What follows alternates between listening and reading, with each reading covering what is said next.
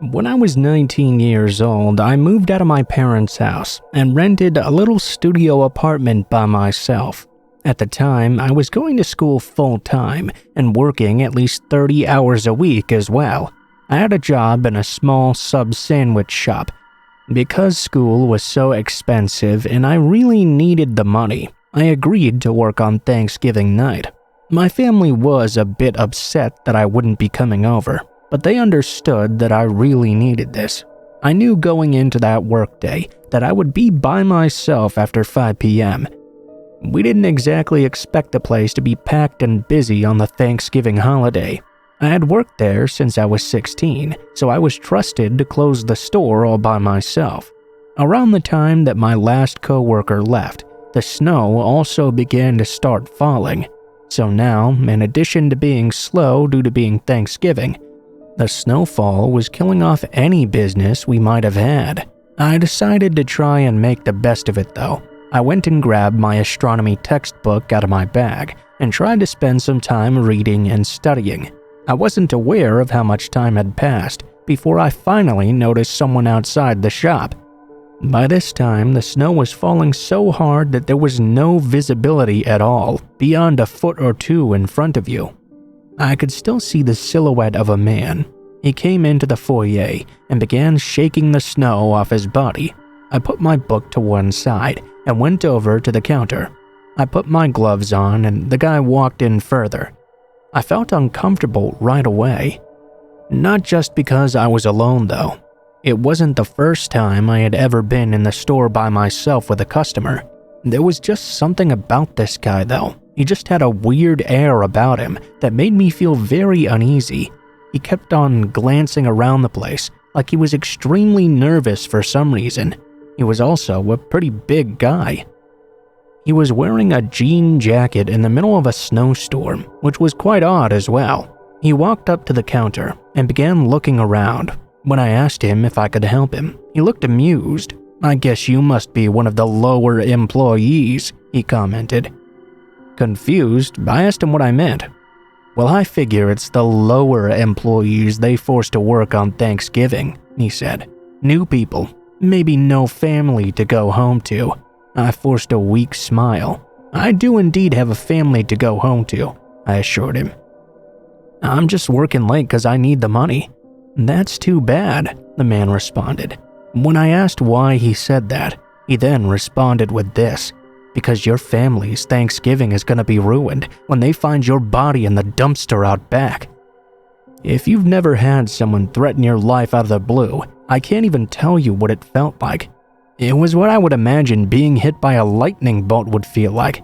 He said that with a smile on his face, but the look in his eye indicated he was not joking at all. I looked over at the phone on the wall by the register. When I did, he shifted to the side, indicating he would get to me before I even dialed a single number. Though I was scared to death, I suddenly made the smartest decision I ever made. I was still behind the sandwich counter, so I grabbed the knife and threw it at the guy. This clearly surprised him, and while he was falling backward off balance, I turned and ran back to the manager's office. I slammed and locked the door. He hopped over the counter in a matter of seconds and tried to force the door open. It was impossible though. The store safe was kept in that room, so there were no windows and the door was quite heavy. I grabbed the phone on the desk and called the police right away. By the time they got there though, the guy was obviously long gone. I'll never forget the look on his face and the sound in his voice when he mentioned my family finding my dead body in a dumpster.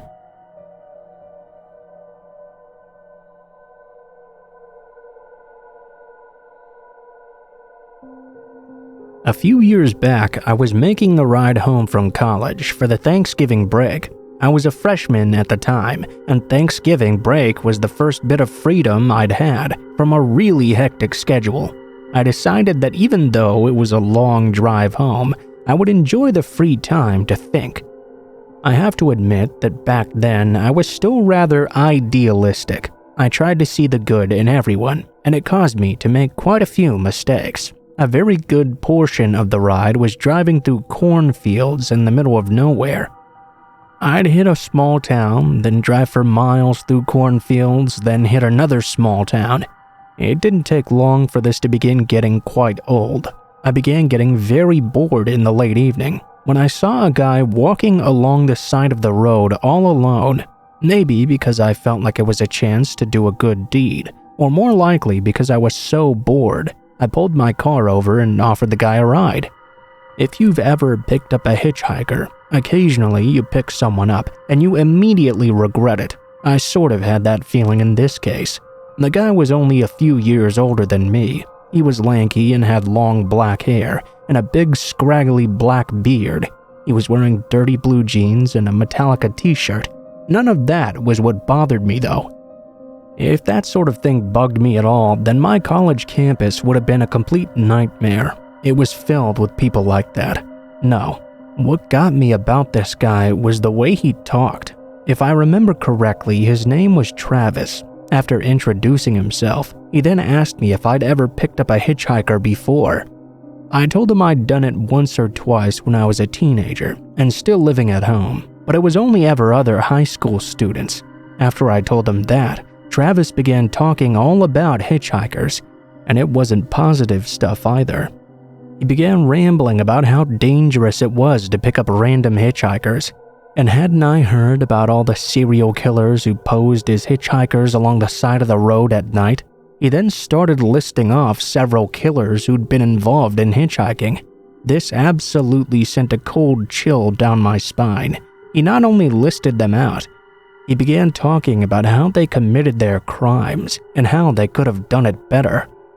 I was nervous and about to ask him to stop the car and get out. However, before I could even open my mouth, he reached into the pocket of his jeans jacket and pulled out a pocket knife. I felt a jolt inside me, but hoped he didn't notice. Travis flipped out one of the blades of the knife and immediately began cleaning his fingernails with it. I did my best to pretend like I wasn't even noticing. I asked him again where he wanted me to take him. He lived in a house just outside the next town, he said. I asked him what he was doing so damn far away from home. He said he was visiting some friends, and they hadn't offered him a ride home. I just kept trying to think of a way to get rid of this guy. My fuel gauge gave me that opportunity at least.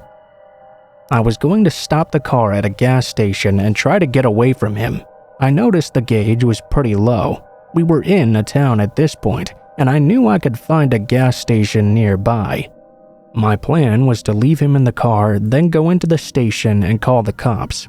I let Travis know I needed to grab some fuel and asked him if he knew where a station in town was. It didn't take me long to find it on my own though. I pulled in and filled up my car while Travis sat inside fiddling with his knife. I let him know I was going inside to pay. It was at that point he surprised me. He jumped out of the car holding his knife to me. "I'll go in with you," he insisted. "I think I could use a drink." My plan was ruined. I wasn't sure how in the hell I would be able to get the attendant to call the police if Travis was in there with me. I thought quickly as we were walking, and I pretended I'd left my wallet in the car. I told him to head on in and grab himself whatever he wanted. I let him know I would pay for everything. Travis nodded and eyed me, then headed into the station. I went back to my car, only to notice him watching me from the door of the station. It took all of my nerves, but I started the car up right away. I saw him immediately come out of the gas station, running at me with his knife at the ready. I put the car in drive and took off quickly. Travis was screaming at me to come back, but that wasn't going to happen. I had to drive straight to the police department for a couple of reasons. I didn't really have anything on Travis they could arrest him for, but when I had driven away from the gas station without paying, which is a crime, I knew I had to do something about that. I had to go back and let them know what happened later and pay for the gas as well. The police accompanied me back, and I paid the clerk soon after. Thank God by that time Travis was long gone.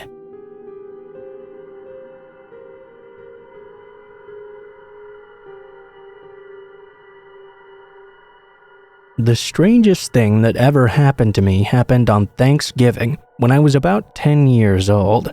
My dad was working that night, so my mom and me were the only ones home for dinner. We lived in a slightly rural area. What I mean is that we weren't way out in the country, but the houses in the neighborhood were not side by side either. Ever since I've grown up, we've started having Thanksgiving dinner earlier in the day. When I was younger, my parents didn't do it that way though. In fact, I was a bit surprised when I found out it was normal to have it earlier in the day. We always had our dinner in the evening, no different than we would for any other meal. This year was the first that we were going to be having it without my dad home. He had been promoted recently, and part of that promotion had him working on holidays. That part was truly terrible, but he did make a lot more money, so we had things a lot nicer the rest of the time.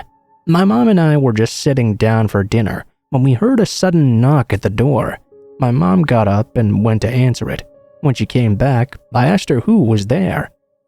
She said at the time it was not important. However, later in life she explained to me that it was a drifter who was begging for food. She had offered to give him something, but apparently he had wanted to come inside and eat with us. She refused, of course. She offered to bring him some food to the door even. When he wouldn't accept that, she told him to just leave right now.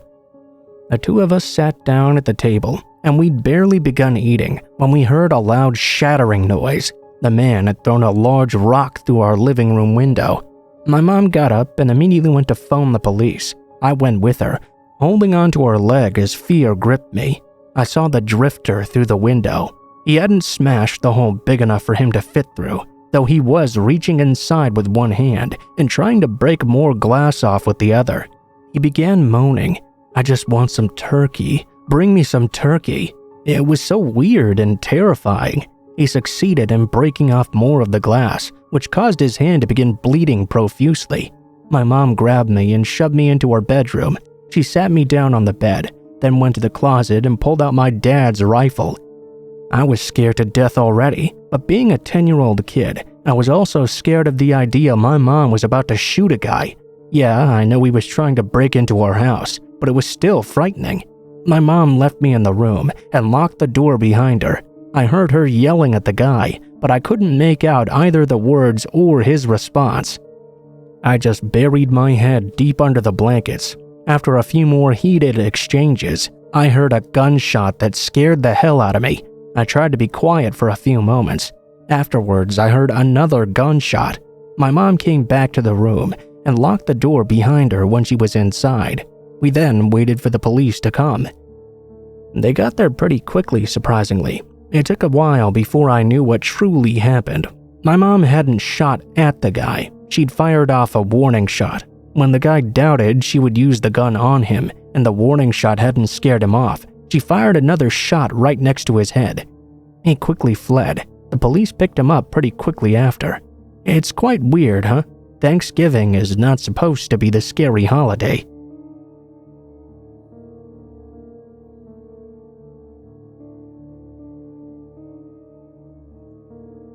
Now this happened a very long time ago. It was in 1976.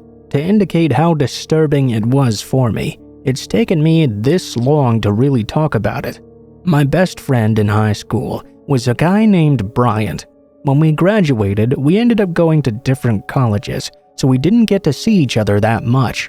Communication in the 70s wasn't quite as easy as it is nowadays. There was no email, and expensive long-distance communication meant we could only really communicate with postcards or letters. We had an agreement, though, that in the beginning of every single summer vacation, the two of us would go camping together for a week. I won't mention where we went camping, just know that it was in a large forested area. We had a map, of course, and we tried to see how far we could go in our half a week before turning and making it back. We slept in different tents. The morning after the third night of hiking, Bryant told me he hadn't slept all that great. He said he kept hearing a rustling sound in the leaves outside his tent. He actually thought there was a human being out there, walking around our camping area. I didn't really believe him though. I told him it was probably just an animal. I couldn't think of any reason why a person would be circling our camp in the middle of the night, out this far into the wilderness. The following morning, Bryant once again looked like he hadn't slept very much at all. When I asked him, he told me he'd again heard the same rustling around our camp as he had the night before. He insisted again it really was a person. I wasn't really sure what I could tell him. I mean, if it was a person, there wasn't a whole lot we could do about it. We were already beginning to head back anyway, so I couldn't just say, hey, let's turn around right now and leave. We were already in the middle of doing that. The next night, usually I would fall asleep pretty quickly. However, I decided I would try and stay up to see if I could hear what Bryant had been hearing. I tried to stay up, but I kept feeling my eyes trying to close up on their own. I kept catching myself and jerking my head up to stay awake. I think it was when I was just beginning to drift off that something fully pulled me out of my sleep. There was some noise, some rustling coming from around the camp. That immediately woke me up. I listened in closely. Bryant really had been right. It sounded like someone was circling our camp. I mean, I had no way of knowing if it was a person instead of an animal, as Bryant had claimed. But I guess I didn't know why an animal would be circling us all night for days, rather than actually doing something. Needless to say, I did not sleep very well that night either. Eventually, I pulled it off though. When I got up, I noticed that Bryant hadn't gotten up yet. I decided to let him sleep for a while longer. He likely needed any sleep he could get. However, when an hour passed by and he still hadn't gotten up, I decided to wake him up myself. I called out his name, but there was no answer. I knocked on his tent, which is quite the funny thing to say, I admit. Still no answer. I called out louder, but there was no response. I never would have opened his tent without his permission, but now I was quite worried. I opened the tent to wake him up, but I saw he wasn't there. I was still a bit worried, but now I figured he'd probably just woken up early and went out on his own. Another hour passed by though, and he still didn't come back. I kept calling out for him, but he never responded. I combed the area, and I couldn't find him at all. I can't begin to describe you how difficult this situation was. I waffled over just looking for him by myself or booking it to a ranger station. When I'd spent a significant amount of time trying to find him and failing, I finally went to a ranger station. A search was organized. The search had no better luck than I had though. They didn't find a single trace of him. That was 41 years ago, and I haven't seen nor heard hide or hair of him since that day. They never found a body, living or dead, but I never saw my best friend again. I have no idea what really happened to him, but my view was pretty much that whatever happened to my buddy, it had something to do with whoever was circling our tents in the night.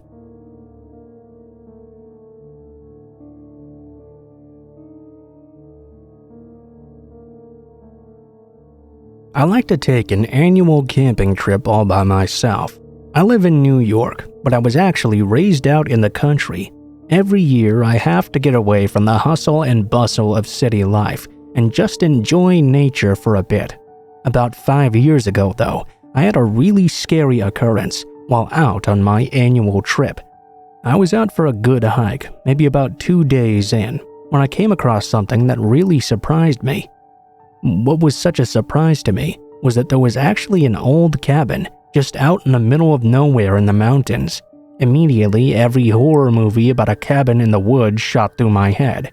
You know how you watch a horror movie and you see someone do something really stupid and you yell at the person and wonder how they could be such an idiot, then tell yourself that in that similar situation, you would never do anything stupid. Well, it seems that's much easier said than done. I did the stupidest thing. I went in to explore the cabin. It was old and rotted, and the floor made unbelievably loud creaking noises as I walked across it. It was a bit of a rush actually. I kept expecting someone to jump out at me and scare the crap out of me. It was pretty obvious though that no one had been here in a very, very long time. There were some really neat things in the cabin though, and nothing was really scary in there. There was some very unique rustic furniture that had almost completely rotted away. Mostly it was like getting a view of a time long past. There were a few doors inside, and I opened them to see what the other rooms were like. There was a very rustic kitchen area, a very rustic bathroom. The third door I figured had to be a bedroom. I thought I should check it out. I opened the door, and indeed it was a bedroom. My heart practically stopped though. I saw there in the bed, with the metal frame and rotted comforter on it, was a human skeleton. It was tied, about 8 straps if I remember correctly. What got me the most was that it didn't look like they were wounded. I crept up on it, looking around.